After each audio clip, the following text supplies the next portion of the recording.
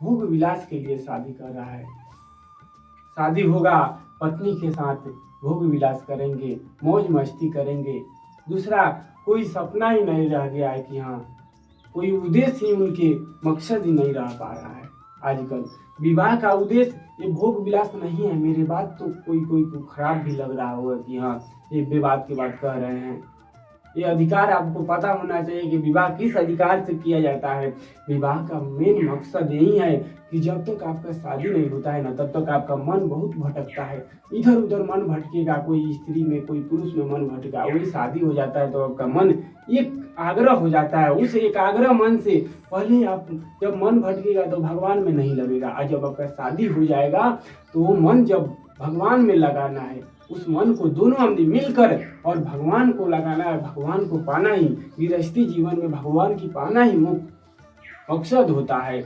विवाह का मेन यही आदेश होता है, मकसद होता है कि आपको अधिकार जब तक कहेगा। कोई बहुत सारे ऐसा यज्ञ है जिससे अधिकार है कि आप पत्नी के साथ रहकर ही उस यज्ञ को करेंगे तो उसका फल प्राप्त होगा। कुछ ऐसा यज्ञ है जिस प्रकार भगवान श्री राम ने उस यज्ञ को एक यज्ञ किए थे। उस यज्ञ में कहा गया था कि आपको बिना पत्नी के साथ आप यज्ञ नहीं कर सकते हैं। भगवान कहे कि पत्नी कहाँ से लाएं, बोला गया कि शादी कर लीजिए। भगवान कहे कि नहीं, हम शादी तो दूसरा नहीं करेंगे। तो उस प्रकार उस समय सोने के माता सीता को बनाकर तब उस यज्ञ को संपन्न कराया गया था। तो उसी प्रकार विवाह का यही उद्देश्य होता है कि पति पत्नी के साथ रहकर यज्ञ का फल प्राप्त हो।